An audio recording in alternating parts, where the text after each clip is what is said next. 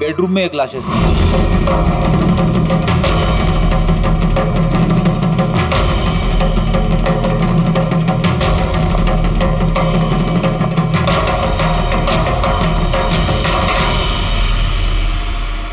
आवाज सुन के उठने की कोशिश की होगी, यहीं पे मार दिया।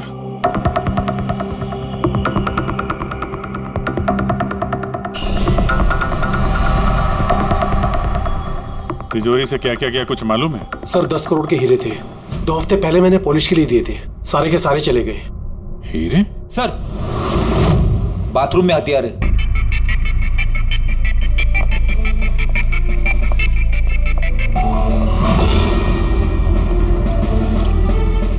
लगता है इसी हथियार से सबको मारा है।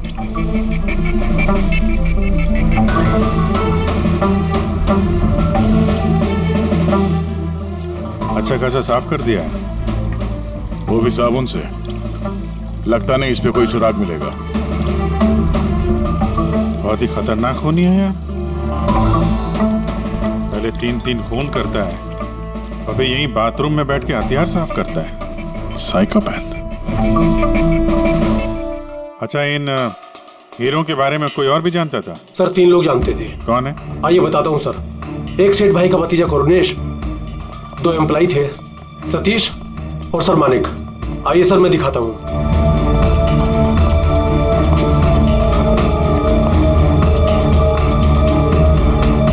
सर ये सेठ भाई का भतीजा करुणेश। जी मैं करुणेश, ये मेरे चाचा चाची थे।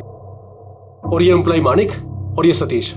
हाँ सर, वो हीरे पॉलिश करने का काम मुझे और मानिक सर को दिया था। और सर मेरे 10 करोड़ के हीरे चले गए, मैं तो बर्बाद हो गया। कहाँ से लाऊंगा मैं सब? आप शायद भूल रहे हैं, 3-3 खून हुए हैं यहाँ पे। उनकी जिंदगी हीरों से कहीं ज्यादा कीमती है, समझे आप?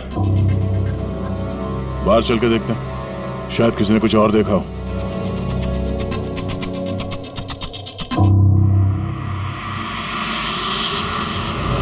हमें कल रात की सीसीटीवी फुटेज चाहिए। ये कैमरा चल रहा है ना? हाँ साहब, लेकिन कल रात 2 से 3 बजे के बीच लाइट कट गई थी साहब। उस समय का तो कुछ मिल नहीं पाएगा साहब, लेकिन उसके पहले और बाद का सब है साहब। 2 से 3 बिजली नहीं थे, शायद खून भी उसी वक्त हुआ। समय का तो कुछ मिल नहीं पाएगा साहब, लेकिन उसके पहले और बाद का सब है साहब। 2 से 3 बिजली नहीं थे, शायद खून भी उसी वक्त हुआ।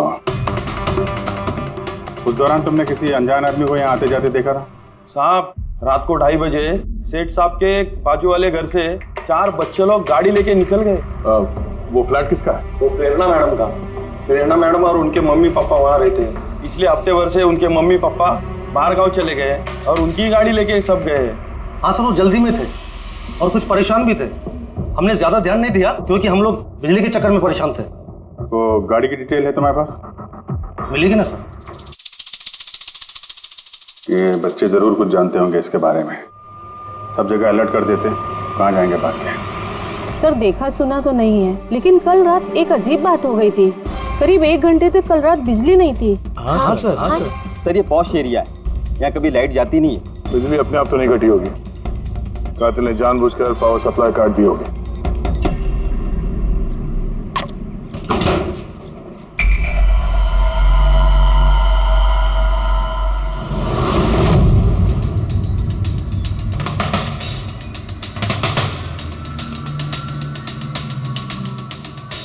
सर ये देखिए, छेड़छाड़ तो हुई है। जिस आदमी ने ये वायर काटा है उस आदमी को बहुत अच्छे तरीके से पता था कि अगर ये वायर काटेगा तो पूरे एरिया की लाइट चली जाएगी। और हर सोसाइटी की भी। जी ठीक है, थैंक यू। साफ है, किसी ने रात को 2 बजे इस जंक्शन बॉक्स से पावर सप्लाई कट कर दिया था, जिससे सोसाइटी का जो सीसीटीवी कैमरा है वो ऑफ हो जाए। उसके बाद वो कंपाउंड में घुसा और मिस्टर सेठ के घर में घुस गया। और करीब 2:15-2:30 बजे खून किया होगा, हीरे चुराए और वहां से निकल गया हो। और फिर 3 बजे बिजली आ गई वापस।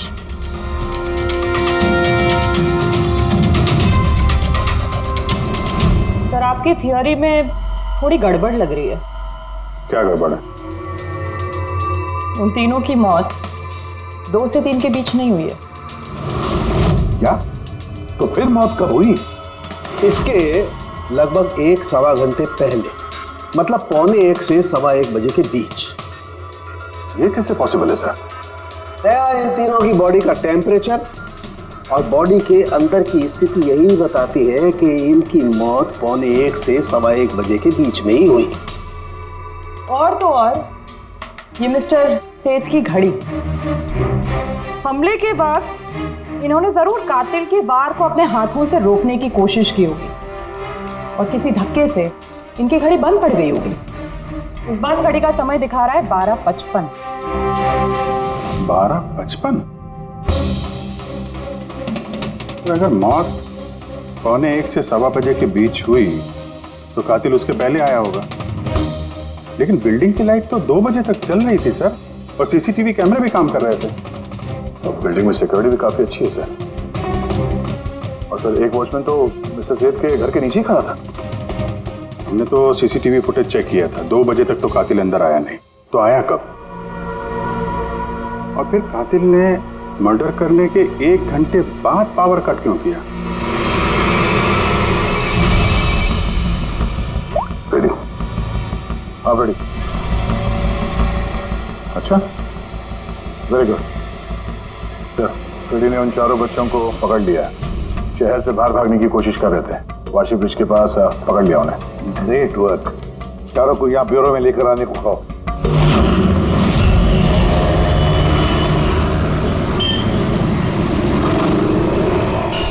वो लोग हमारी वजह से मर गए।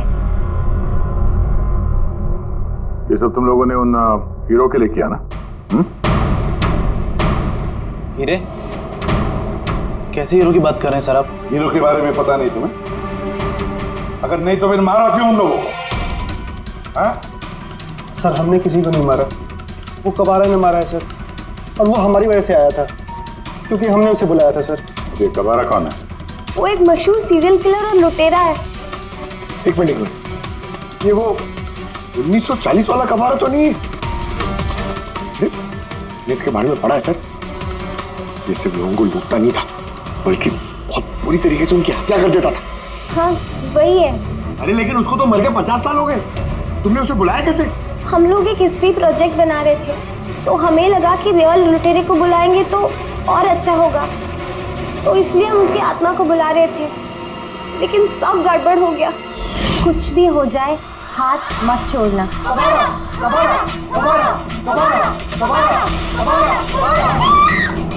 तुमने हाथ क्यों छोड़ दिया रवि? तुम्हें पता है कितना खतरनाक हो सकता है?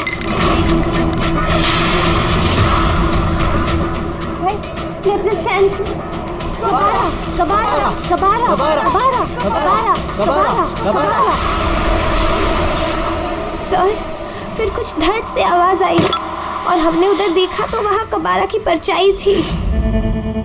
तुम बुला रहे थे? चुप चुप। बुद्ध को बुला रहे हैं। अब तुम लोग पढ़े लिखे हो ना, ऐसे सब बातों पर विश्वास करते हो? 50 साल पहले मरे हुए आदमी की आत्मा आती है, खून कर जाती है और हीरे लेकर भाग जाती है। अरे ऐसे कभी होता है? सर उस साये को मैंने अपनी आंखों से देखा था। उसका मुंह, आंख, नाक कुछ भी नहीं था सर। कितने बजे देखा था उसे?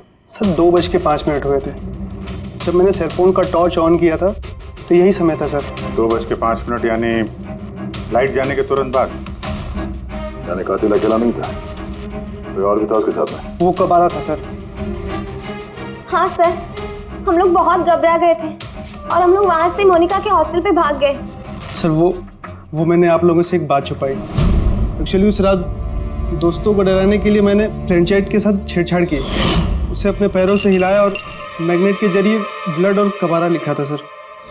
सॉरी सर, लेकिन वो साया और वो डरावनी शक्ल मैंने देखी थी, वो कबारा की आत्मा थी सर। एक बात अच्छी तरह से याद रखना है, ये आत्मा वात्मा सब बकवास है। पंकज, इन सबके घर पर फोन करो, बुला लो घर वालों को, बोलो लेकर जाए यहाँ से इनको।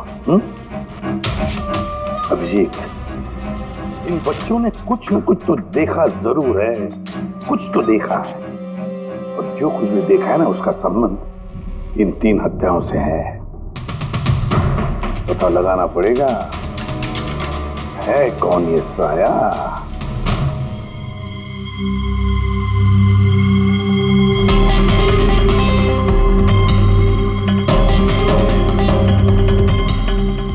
लगता है उन लोगों ने खूनी को देखा होगा। हाँ सर, और खूनी कब आ रहा है? अरे यार बालकनी में चल के देखते हैं, कोई ना कोई सबूत छोड़ के गया होगा तुम्हारा कबारा।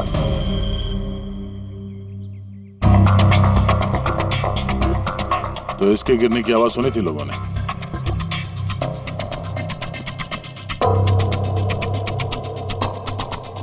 सर वो सेठ जी की बालकनी है, तो खूनी वहां से भागते हुए यहाँ पर आया होगा, तभी ये गमला गिर के टूट गया होगा।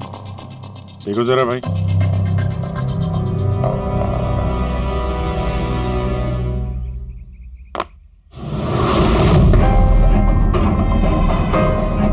सर निशान क्लियर तो नहीं है, लेकिन लगता है ये 7 नंबर का जूता है।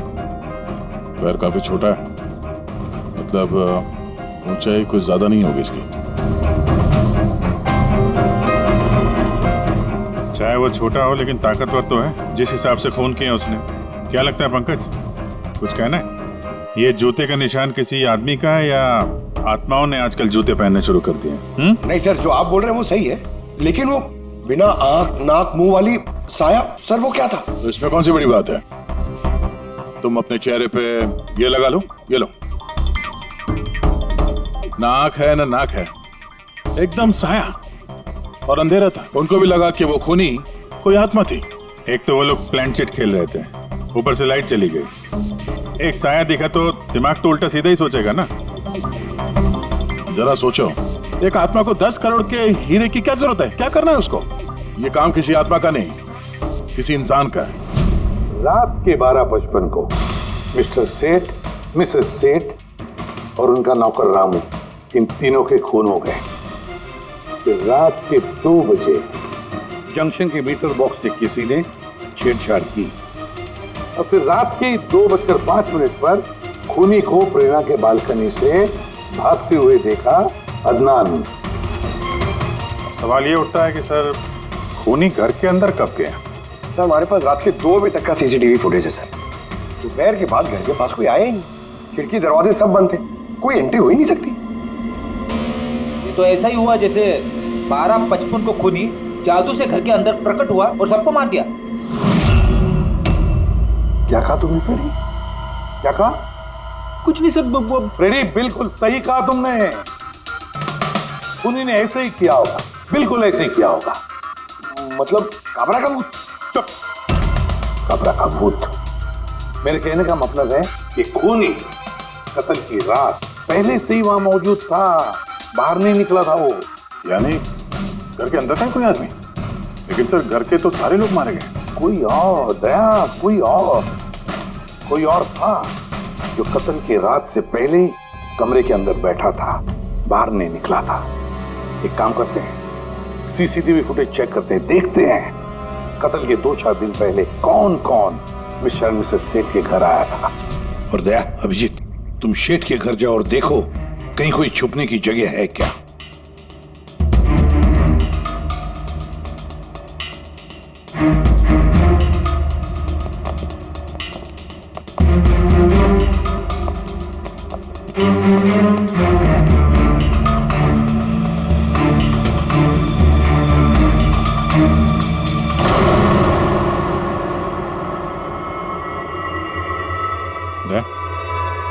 ये चींटियां देखो ऊपर जा रही हैं।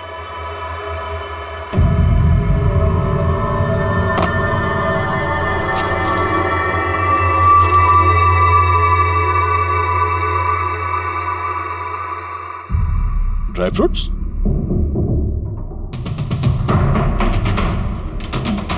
ड्राई फ्रूट लेके वहां ऊपर छुप के बैठा होगा। जगह भी अच्छी है छुपने की, मौके के इंतजार में। लेकिन ये घर के अंदर घुसा कब होगा?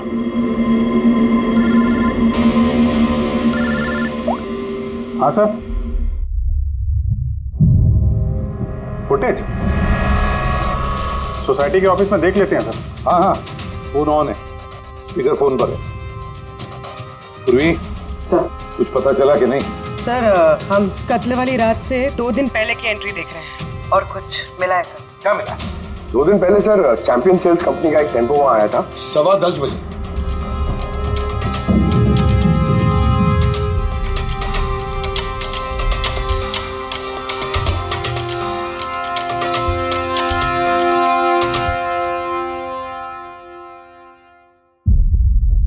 और सर उसके दूसरे दिन यानी कत्ल से एक दिन पहले चैंपियन सेल्स का टेक्नीशियन मिस्टर सेठ के घर आया था। 1 घंटे रुका रहा और फिर चला गया।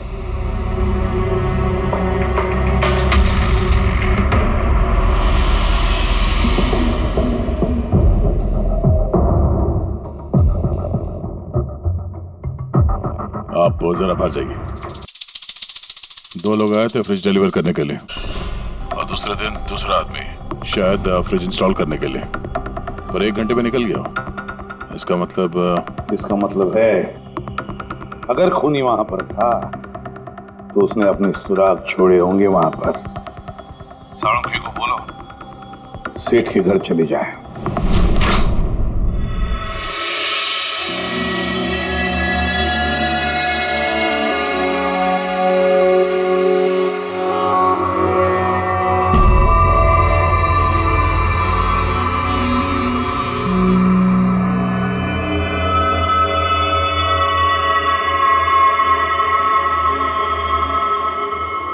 कुछ मिला डॉक्टर साहब?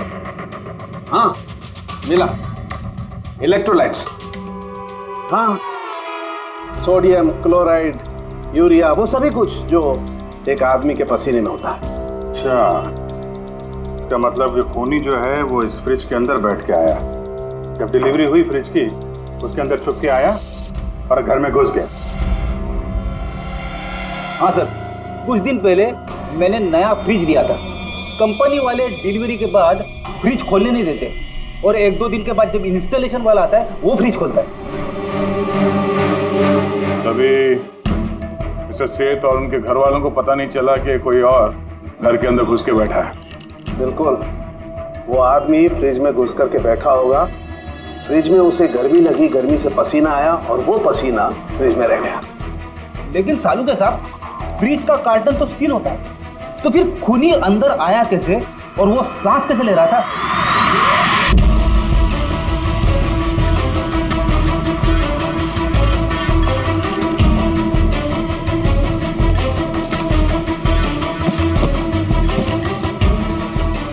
ये देखो, तो यहां से सांस ले रहा था वो।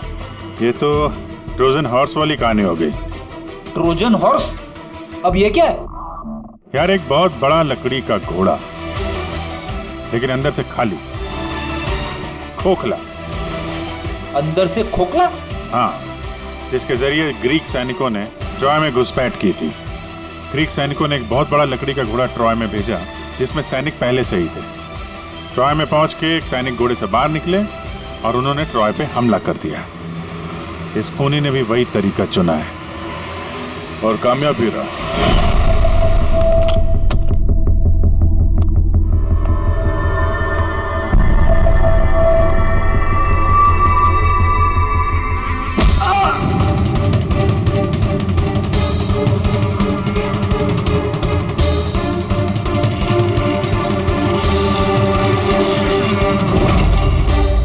कौन हो तुम?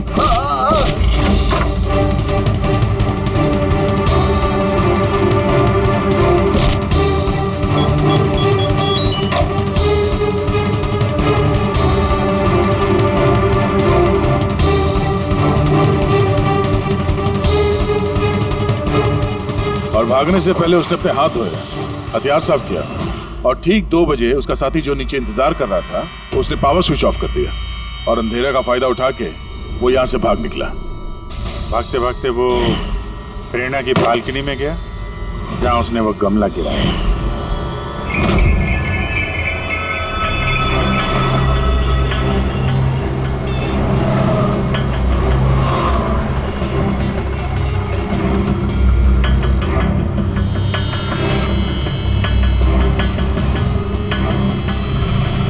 सर, ये चैंपियंस कंपनी के मैनेजर। सर, मैंने रिकॉर्ड अच्छे से चेक कर लिया। सेठ जी हमारे पुराने कस्टमर थे। आप मैनेजर हैं? जी सर। तुम कैलाश और मानव? जी सर। तुमने फ्रिज की डिलीवरी दी थी सेठ साहब के घर पे, है ना? जी सर। और तुम राणा हो, तुमने फ्रिज इंस्टॉल किया? जी सर। लेकिन क्या हुआ सर? मिस्टर सेठ, उनकी पत्नी और उनके नौकर का खून हो गया है। खून? लेकिन साहब हम लोगों ने तो कुछ नहीं किया था साहब। हमें तो असाइनमेंट मिला था, हमने गोडाउन से फ्रिज उठाया और उनके घर में डिलीवर कर दिया। लेकिन सर ये तुम्हारा रोज का काम है सर। हाँ सर एक बात है, वो फ्रिज सर कुछ ज्यादा ही भारी था, तकरीबन 30-35 किलो ज्यादा था सर। हाँ सर, हम लोगों ने इस बारे में बात भी किया था सर। हम लोगों ने सोचा कोई नया मॉडल है। सर मैंने इन लोगों का लॉगबुक चेक किया, ये दोनों 9 बजे गोडाउन पहुंचे थे और 9:30 बजे टेम्पो में फ्रिज को लोड किया और 10:15 बजे इन लोगों ने वो फ्रिज मिस्टर सेठ के घर पे डिलीवर करके वहां से निकल गए। इस दौरान तो कोई आदमी फ्रिज के अंदर नहीं जा सकता। जो भी हुआ है 9:30 से पहले ही हुआ होगा सर। सर ये खूनी रात को ही फ्रिज में घुस के बैठ गया होगा।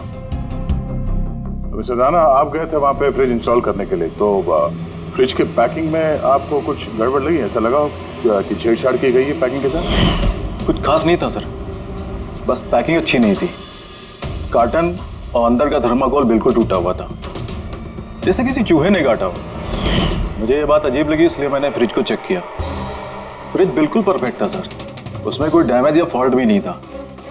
इसलिए मैंने उन लोगों को ये बात नहीं बताई कि वो लोग फ्रिज वापस कर देते और हमारी कंपनी का नाम खराब हो जाता। थर्मोकोल तोड़ के दरवाजे में फंसा दिया होगा ताकि सांस ले सके। हाँ, ये फ्रिज का वजन 30-40 किलो से ज्यादा था और जूतों के निशान जो मिले वो 7 नंबर के जूतों के थे। मतलब ये आदमी कोई एवरेज कद का इंसान नहीं है, इसीलिए तो फ्रिज के अंदर फिट हो गया।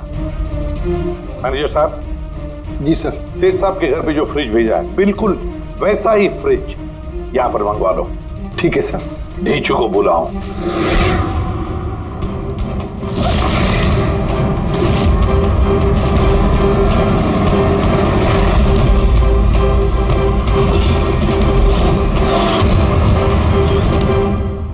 आपने बुलाया और हम चले आए।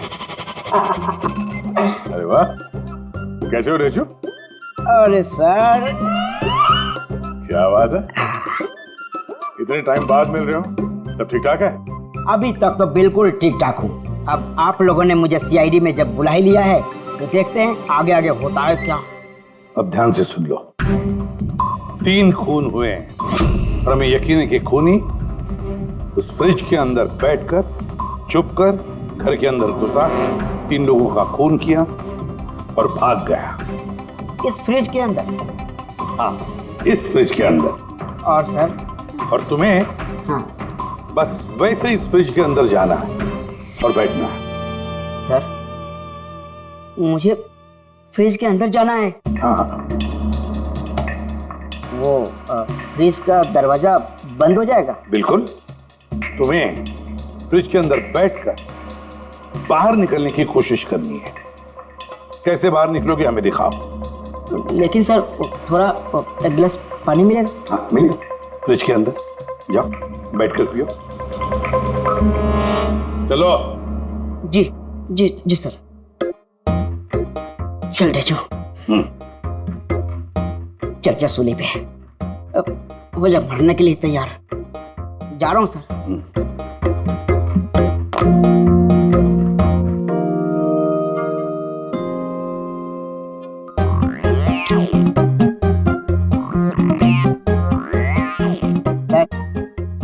देखिए, अब देखिए ढेंचू का कमाल।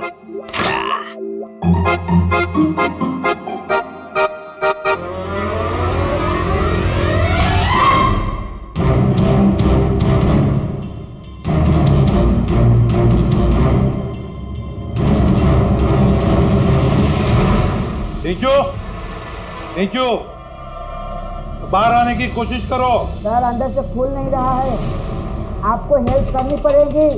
नीचू बाहर आने की कोशिश करो। चाकू है ना तुम्हारे पास? नीचू। हाँ सर मुझे बाहर निकालो सर। निकालो इसे बाहर। फंस गया लगता है। सब घुट रहा है सर। नीचू। दरवाजा खुल गया। अरे खुल गया। नीचू।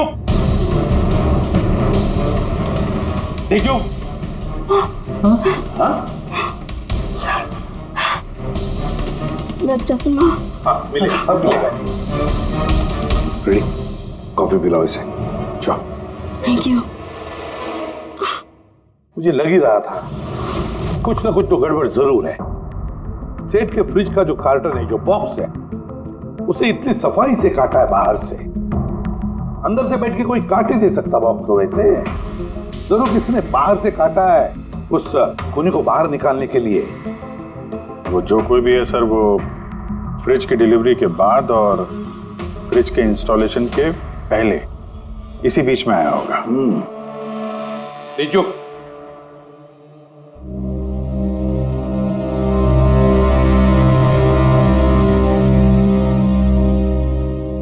जो काम करो। हमारा ये खूनी दुबला पतला है, 30-40 किलो का है, मगर ताकतवर है। तुम्हें ऐसे आदमी को ढूंढना है जिसके पास अचानक से ढेर सारा पैसा आया है, जो जुए में उड़ा रहा है, नाच गाने में पैसे उड़ा रहा है। ऐसा आदमी वही हमारा खूनी है। सर, फ्रिज की डिलीवरी और इंस्टॉलेशन के बीच मिस्टर सेठ के घर 3 लोग आए। सर, पहला है पन्ना लाल। हाँ, पन्ना लाल सूरत से हीरे लेकर आया था और रात को मिस्टर सेठ के घर में ही ठहरा था। सर, वो हीरे तो उसी के थे, वो उनके लिए खून क्यों करे? हो सकता है उसने इन हीरों का इंश्योरेंस करवाया हो और इंश्योरेंस कंपनी से दुगना फायदा कमाने के चक्कर में ये सब खेल खेला उसने। और सर, दूसरा है मानिक। वो मिस्टर सेठ की कंपनी में काम करता था। हीरो की पॉलिश तो इसी ने की थी ना, क्या पता सर इसकी नीयत खराब हो गई हो। तीसरा है मिस्टर सेठ का भतीजा करुणेश। हाँ सर, ये करुणेश उनके यहाँ रहता नहीं था, उनकी कंपनी में काम करता था और हीरो के बारे में उसे सब कुछ पता था। हो सकता है लालच में आकर उसने उन लोगों का खून कर दिया। देखो, हाँ रिजू, बोलो। सर, एक आदमी है विक्टर। सर, उसका हुलिया सेम टू सेम वैसा ही है जैसा आप लोगों ने बताया था। और सर, वो बड़ी आसानी से फ्रिज में समा सकता है। और सर, कुछ दिनों से वो बड़ी ही बकी बातें कर रहा है, जैसे उसे कोई कुबेर का खजाना हाथ लगने वाला हो या फिर कोई खजाना हाथ लग गया हो। सर, वो बड़ा ही सनकी और खूंखार टाइप का आदमी है। सुना है कुछ साल पहले वो सीरियल किलर भी रह चुका है। सर, एक और सबसे इम्पोर्टेंट बात, खून अगर विक्टर ने किया है तो अपने पास ज़्यादा वक्त नहीं है सर। या तो देश छोड़ चुका होगा या फिर देश छोड़ने की फिराक में होगा।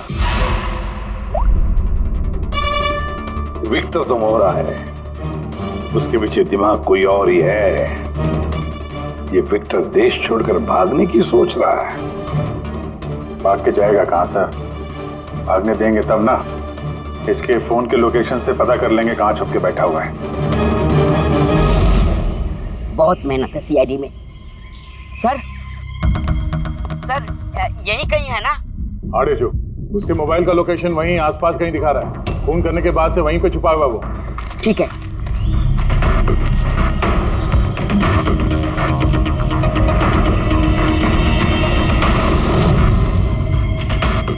तुम सही जा रहे हो और आगे बढ़ो।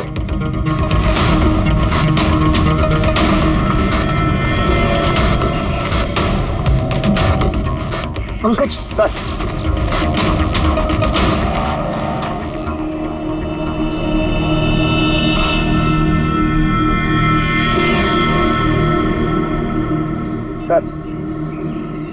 अब इसे कोई नहीं पकड़ पाएगा सर। पंकज, क्या बात कर रहे हो? क्या हुआ क्या है? सर, मर गया वो। एक आखिरी कड़ी बची थी, वो भी हाथ से गई। कैसे मर गया? सर पे किसी ने पत्थर से या किसी चीज से मारा है सर, और मर के भी बहुत टाइम हो गया सर। बॉडी से बहुत बास आ रही है, बहुत बुरी हालत में है बॉडी। ठीक है पंकज, एम्बुलेंस बुलवा लो और तुम लोग वहां से निकलो।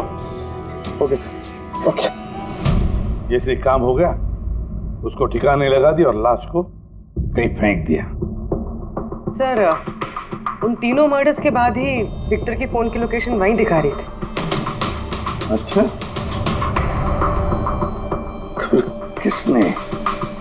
किसने किए होंगे खून? ये पन्नालाल, माणिक या करुणेश? पन्नालाल, माणिक या करुणेश? हाँ, बोलता हूँ। अच्छा ठीक है, थैंक यू। ये पन्नाला, माणिक और करुणेश, तीनों को फोरेंसिक लैब बुला लो। असली गुनहगार कौन है इसका पता चल गया। इस कार्टन के जरिए विक्टर को उस घर में भेजा गया था और ढेचू को अंदर भेज के ये बात तो प्रूव हो गई कि विक्टर अपने आप बाहर नहीं आया था। तो जाहिर है जरूर किसी ने उसकी मदद की है बाहर आने में। और जिसने भी उसकी मदद की वो इस सब का मास्टरमाइंड है, और वो तुम तीनों में से ही कोई एक है। ये आप क्या बोल रहे हैं? सर मैंने कुछ नहीं किया। आप लोग ऐसे कैसे बोल सकते हैं हमें? एक मिनट, किसी ने इस कार्टन को बड़े प्यार से बाहर से काटा, विक्टर को बाहर निकाला, फिर वापस डक्ट टेप से इस कार्टन को चिपका दिया। लेकिन इस कार्टन को चिपकाते वक्त उसने अपनी उंगलियों के निशान इस चिपचिपी इस जगह पर छोड़ दिए, जो अभी भी इंटैक्ट हैं, इस टेप के उस तरफ। लेकिन सर फिंगरप्रिंट्स मिलेंगे कैसे? कार्टन पे तो टेप लगा हुआ है, और अगर हम टेप निकालते हैं तो उसके साथ कार्टन का कागज भी निकल जाएगा। फिक्र मत करो पूर्वी, साड़ों के साहब ने हमें यहाँ बुलाया है तो कोई ना कोई रास्ता तो होगा इनके पास। है ना, रास्ता है। तारिका, इस हेयर ड्रायर के जरिए इस हेयर ड्रायर को हम इस टेप के ऊपर इस्तेमाल करेंगे। इस ड्रायर के गर्म हवा से इस टेप के ऊपर का एडहेसिव गोंद कमजोर हो जाएगा।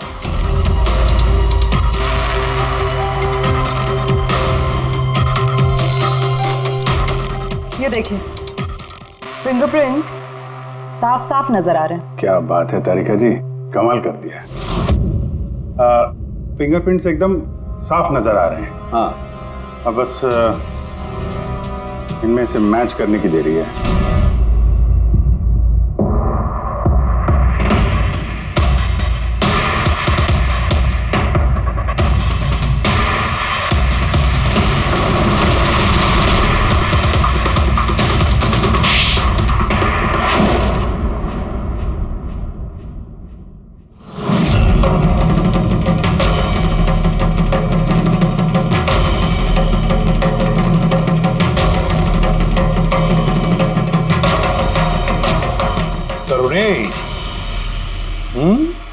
हाँ, मैंने ही किया।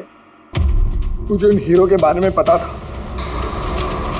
और मुझे ये भी पता था कि वो लोग एक नया फ्रिज लेने वाले हैं। और तभी मुझे एक आइडिया आया। मैंने उस फ्रिज को ट्रोजन हॉर्स की तरह यूज करके विक्टर को उस घर में पहुंचाया। विक्टर को तो मैंने हीरो का लालच दे दिया था, और वो रात को वेयर हाउस जा पहुंचा और मौका देखकर अंकल के पर्ची वाले फ्रिज में जाकर छुपकर बैठ गया। फिर डिलीवरी के बाद तुम उनके घर गए और विक्टर को फ्रिज से बाहर निकाल लिया। उस रात मैं चाचा जी के घर पे ही रुका था।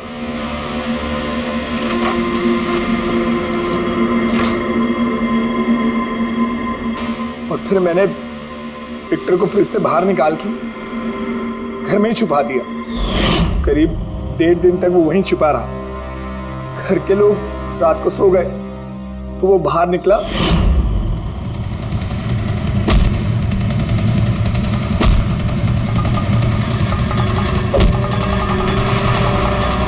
उसने सबको मारा और फिर हीरे चुराकर मेरे पावर कट करने का वेट किया। ओह, तो इसीलिए विक्टर अपने हथियार और हाथ साफ कर रहा था, इलेक्ट्रिसिटी बंद होने का इंतजार कर रहा था, क्यों? जी, फिर मैं विक्टर को अपने साथ ले गया।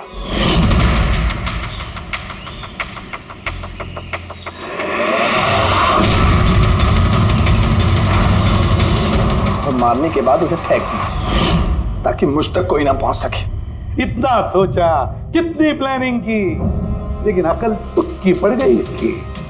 ये नहीं सोचा चाहे कुछ भी हो, सीआईडी वालों के हाथ तो तुम तक पहुंच ही जाएंगे। हर गुनहगार कोई ना कोई गलती करता ही है, जैसे तुमने। अपनी उंगलियों के निशान छोड़ दिए ना इधर, बस हमारे लिए उतना ही काफी था। 4 खून किए तुमने हीरो की लालच में। अब भुगतो अपने कर्मों के फल। कड़ी से कड़ी सजा होगी तुम्हें, शायद फांसी।